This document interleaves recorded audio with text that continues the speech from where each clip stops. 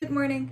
Not really. Apparently it's already afternoon. It's 1. I was awake way earlier than this. I'm sorry. I still wanted to get ready because that's something I do to manage stress. Since we're on the topic of stress, we hear that every single day, every single time a prof releases a new assignment, every single time we get some kind of feedback on a project we've already submitted, all of that stuff. We're always hearing about stress, and that's what senior high is all about.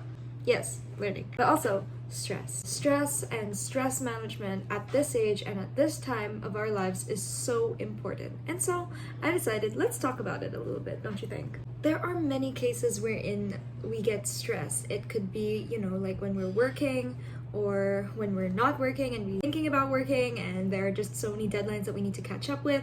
And that's why things like mental health breaks happen. Because stress is bad for your health and stress is bad for your brain. But what if I told you that stress wasn't all that bad?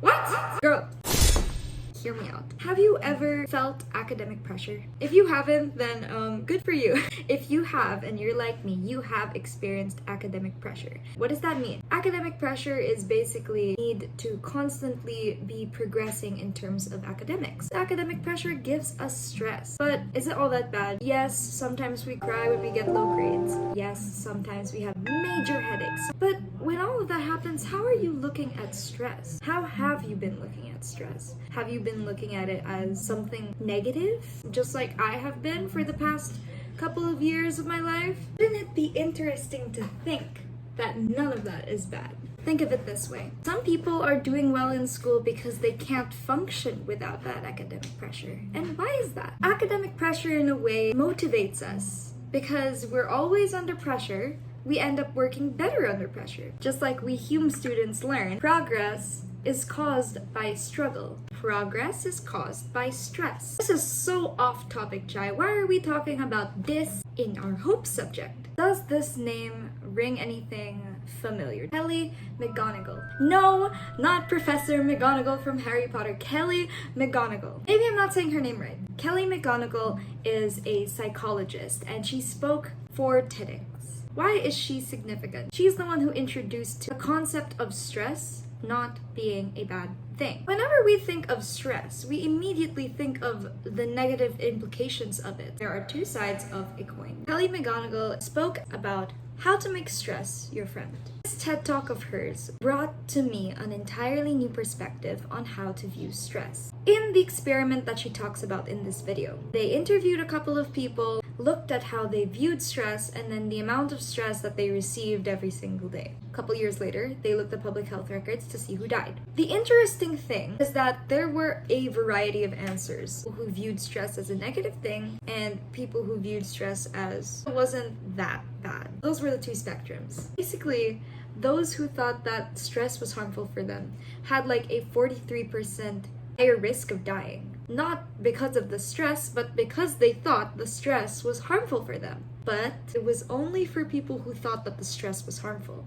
So you could basically have two people who experience the same amount of stress in the same amount of situations, and yet one of them would live longer. Why? Because they didn't think it was a bad thing. I think that that's something that we as senior high school students could really take into account. The fact that this academic pressure that we receive is not always necessarily going to be bad. So that comes to, how do we manage our stress? A good way to manage stress is to view stress as an upper hand. Here's another video from TEDx that could help you understand this. The title of the video is How Stress Affects Your Brain. I really hope I'm saying this right. Matumita murgia. There is a mention here, a certain chemical that stress activates in your brain, and I think it's called cortisol.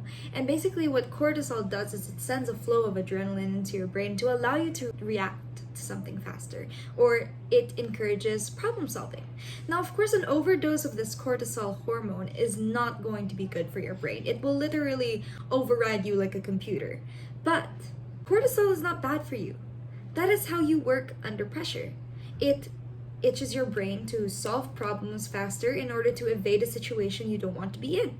But other than that, you have other solutions to this. So of course, there is practicing hobbies that can exercise your brain work. So exercise, because exercise enhances focus as well as helps your body, blood flow and all of that stuff. If you're doing literally anything you love, that balances the cortisol in your brain. So today, what I have planned for us is that we're going to be doing a couple of things that will put our cortisol up and also calm it down. Basically, what we're going to be doing today is working and relaxing.